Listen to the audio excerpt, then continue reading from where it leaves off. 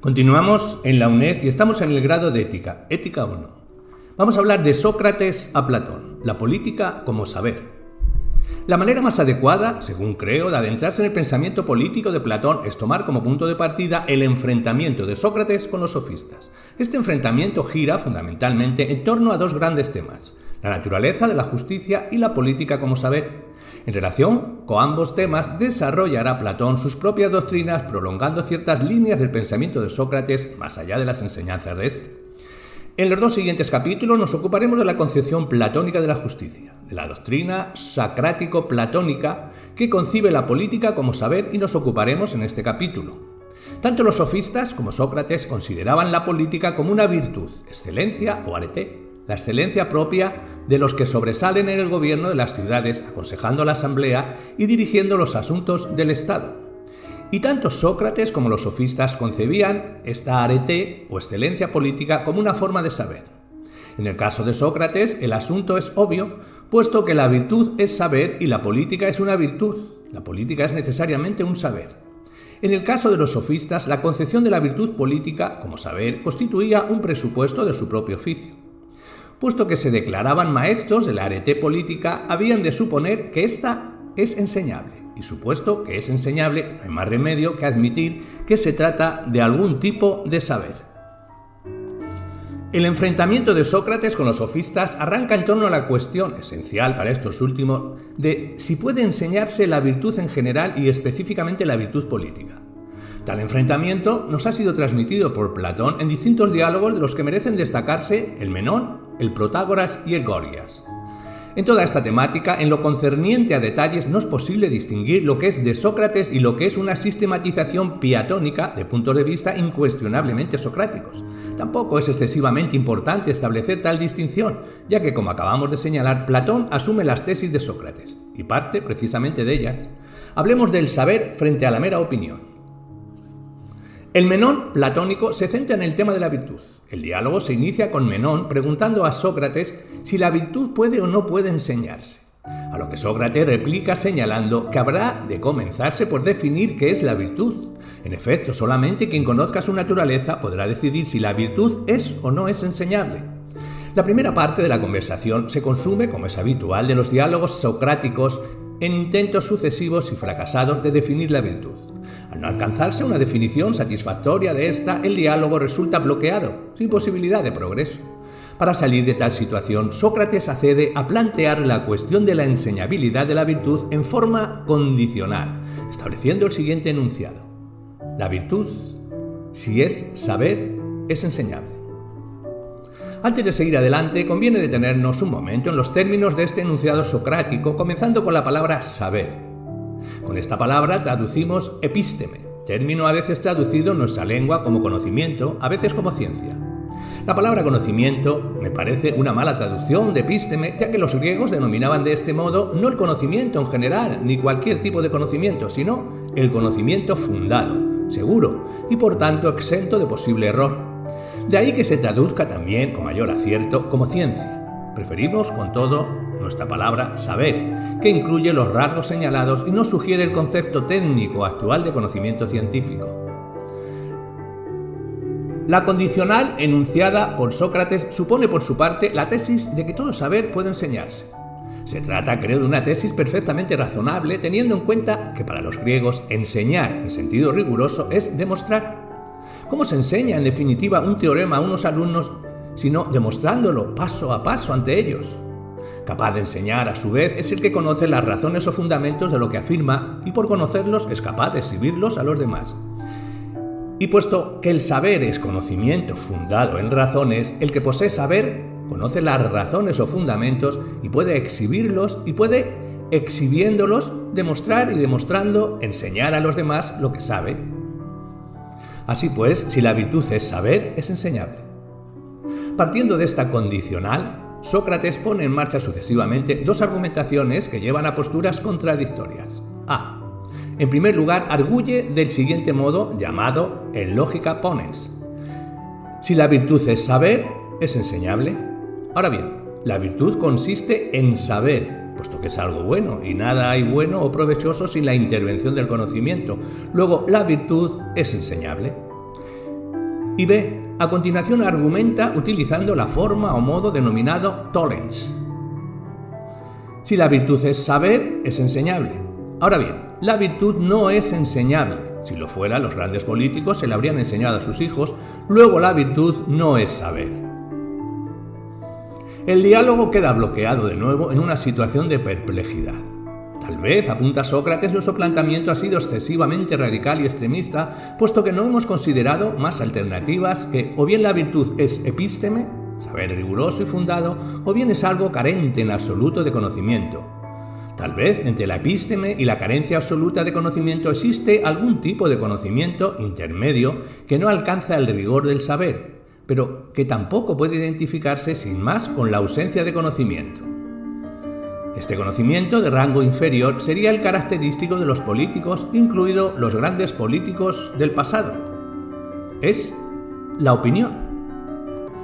De este modo, introduce Sócrates la opinión, el opinar o conjeturar como forma de conocimiento inferior al saber y contrapuesta a él.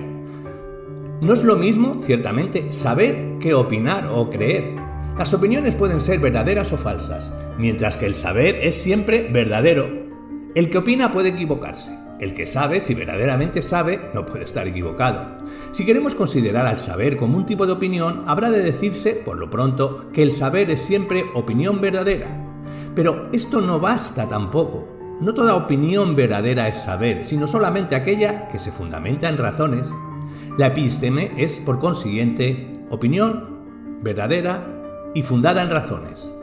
Esta es la definición platónica del saber frente al creer u opinar, definición más allá de la cual no han dado un paso muchos filósofos actuales. Esta oposición entre opinión y saber, la epísteme, atraviesa toda la obra platónica y la veremos más adelante aparecer en la República.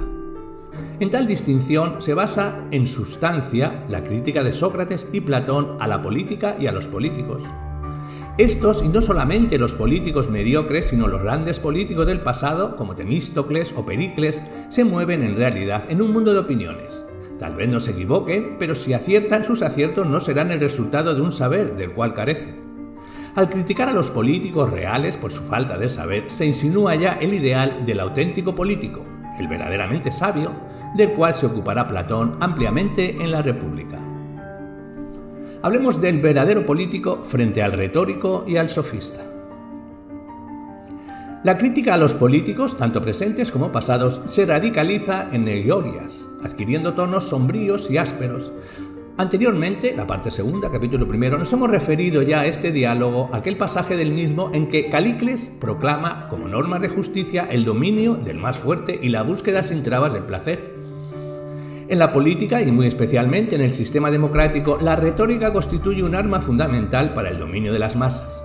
Con el dominio de las masas viene el poder, y con el poder viene la posibilidad de satisfacer los deseos y caprichos. No es, pues, casual la conexión entre retórica, poder y placer. Y por tanto, no es tampoco casual ni arbitrario que los temas del poder y del placer surjan en un diálogo como este, cuyo tema central es la retórica. La retórica no produce saber. La retórica constituye, pues, el objeto central del diálogo. Ya al comienzo de este, Gorgias se proclama retórico y maestro de retórica. Urgido por las preguntas de Sócrates para que se defina con precisión el objeto y los efectos de su arte, Gorgias termina estableciendo que el objeto de la retórica es la persuasión por medio de discursos y argumentos, aquella persuasión que se produce en los tribunales y en otras asambleas y que tiene por objeto lo justo y lo injusto. Pero definir la retórica por la capacidad de persuadir mediante discursos y argumentaciones resulta insuficiente y poco esclarecedor, señala Sócrates, puesto que todas las ciencias son capaces de persuadir. También el matemático, por ejemplo, persuade a sus alumnos cuando demuestra un teorema. Habrán de distinguirse, por tanto, dos tipos de persuasión, la que produce saber y la que produce meramente opiniones o creencias en quienes escuchan el discurso o argumentación. De este modo se introduce la distinción establecida en el Menón entre opinión y saber.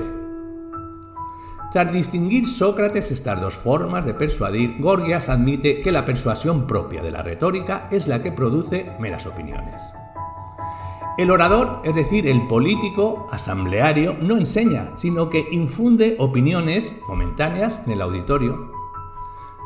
¿Cómo podría instruir a una masa, comenta Sócrates, cuando ni el número ni el estado de ánimo de las masas se acomodan a las exigencias del rigor intelectual y de la reflexión? Gorgias asiente a esta observación de Sócrates. Sin embargo, no solamente la naturaleza del auditorio la que impide que el político asambleario produzca la persuasión que acompañaba al saber. El impedimento fundamental para ello se halla en la propia naturaleza de la retórica. El retórico, señala Gorgias, es capaz de persuadir a una multitud sobre cualquier asunto, sea el que sea. Lo mismo da que se trate de medidas sanitarias que de planes estratégicos, o de la construcción de edificios y barcos, o de cualquier otra cosa. El orador es capaz de convencer a la asamblea mejor que el especialista que sabe acerca de la cuestión, mejor que el médico o el arquitecto. Aun careciendo del saber correspondiente, el orador es capaz de convencer sobre cualquier tema.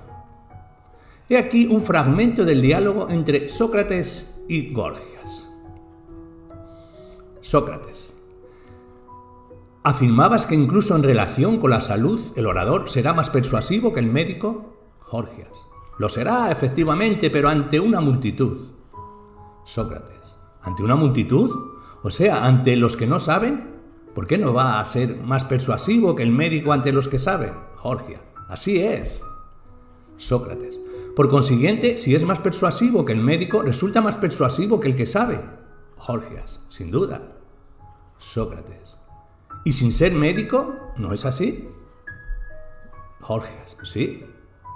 Sócrates: ¿y el que no es médico ignora las cosas que el médico sabe? Gorgias: efectivamente. ¿Y Sócrates?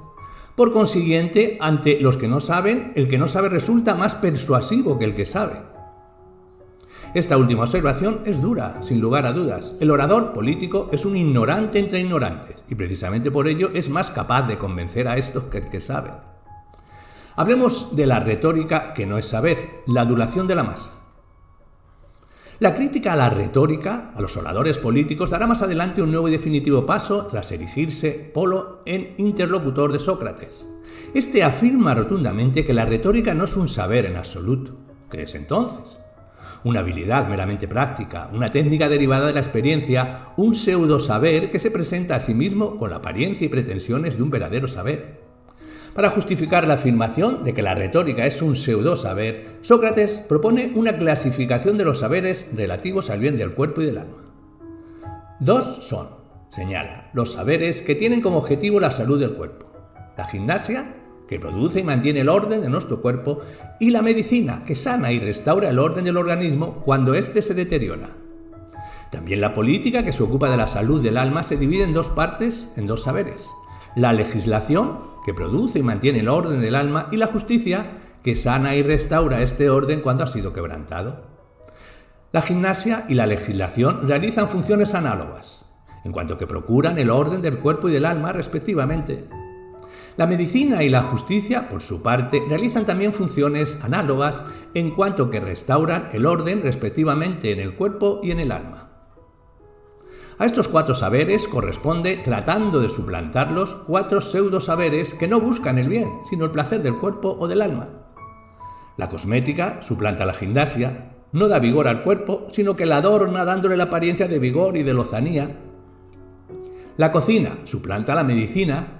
El cocinero no da alimentos que procuren la salud al cuerpo, aunque sean desagradables, sino alimentos sabrosos, aunque sean perjudiciales. Y si pasamos al alma, nos encontramos con pseudosaberes análogos. La sofística suplanta la legislación. No favorece la salud del alma, sino solamente su apariencia. La retórica, en fin, suplanta la justicia. No da consejos que, aunque desagradables, corrijan y hagan mejores a los ciudadanos. Sus consejos agradan a los ciudadanos, pero hacen a estos peores y más injustos. Los saberes y los faltos saberes pueden exponerse gráficamente en el siguiente cuadro. En cuanto al cuerpo y el alma, los saberes: 1. La gimnasia, 2. La medicina. En cuanto al alma, la legislación y la justicia. En cuanto al cuerpo, los pseudosaberes, cosmética y cocina, y al alma, sofística y retórica. Se trata, evidentemente, de una descalificación radical tanto de los sofistas como de los políticos, de los oradores. En torno a esta descalificación merecen, creemos, tenerse en cuenta las siguientes observaciones. La sofística y la retórica son descalificadas conjuntamente como saberes aparentes.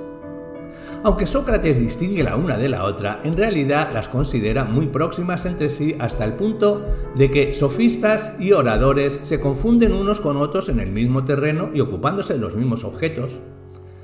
Ambas a una pueden, por tanto, considerarse como remedio y apariencia de la verdadera política que en el cuadro socrático abarca la legislación y la justicia. Platón retoma intencionadamente la comparación entre la medicina y la retórica tan querida de los sofistas. A esta comparación habían recurrido tanto Protágoras como Gorgias, como ya señalábamos al ocuparnos de sus doctrinas en la parte segunda. Platón retuerce ahora esta analogía, afirmando que el retórico no se parece en realidad al médico, sino al cocinero. Ya has escuchado, pues, lo que yo afirmo, que es la retórica. Es respecto del alma lo que la cocina es respecto del cuerpo. Esta comparación con la habilidad culinaria muestra por su parte una de las razones fundamentales que llevan a Platón a negarle a la retórica la categoría de saber. En el Menón se señalaba ya que el conocimiento de los políticos oradores no es un conocimiento riguroso basado en razones, epísteme, sino que permanece en el nivel de las meras opiniones y conjeturas. Esto se subraya también en el Gorgias. Pero se añade además una segunda razón descalificadora basada en el intelectualismo socrático. Todo auténtico saber se orienta al bien de aquello de que se ocupa. Así, la medicina se orienta al bien del cuerpo y la auténtica política se orienta al bien del alma, hacer mejores a los ciudadanos. La cocina y la retórica, por el contrario, no se orientan al bien, sino al placer. No son, por tanto, auténticos saberes. Y puesto que los 4 falsos saberes se orientan esencialmente a agradar y proporcionar el placer, Sócrates los califica de prácticas adulatorias. Adulan la cosmética y la cocina y adulan también la sofística y la retórica, y así alcanzan los políticos su poder y predominio sobre la masa, adulando a esta y por tanto sometiéndose a ella. Por lo demás, la carencia de saber y la adulación se dan juntas en los políticos, a juicio de Platón, como muestra el siguiente texto de la República. Todos estos individuos asalariados, a los que la gente denomina sofistas y a los cuales considera rivales en el arte de educar, no enseñan otra cosa que las opiniones que la gente profiere en las asambleas y llaman a tales opiniones saber. Como si alguien hubiera llegado a conocer los instintos y apetitos de una bestia enorme y poderosa, por dónde acercarse a ella y por dónde agarrarla, y en qué ocasiones y por qué motivos se excita o amansa, y qué sonidos acostumbra a proferir en cada caso, y ante qué sonidos proferidos por otros se tranquiliza y enfurece. Y tras aprender todo esto, a base de tiempo y de contacto con la bestia, ese individuo lo denominará ciencia, y pretendiera enseñarlo como un saber sistemático, y sin saber en absoluto qué hay de hermoso o vergonzoso, bueno o malo, justo o injusto. En tales opiniones y apetitos utilizará estos nombres de acuerdo con las opiniones de esa bestia enorme, denominando bueno lo que a ésta proporciona placer y malo lo que le produce dolor. Todo ello careciendo de fundamentos racionales y limitándose a denominar bueno lo que es impulso irresistible, sin haber captado cuál es la diferencia entre este y el bien, y sin ser capaz de mostrar tal diferencia a los demás. Un individuo tal, por Zeus, ¿no te parece un extraño educador?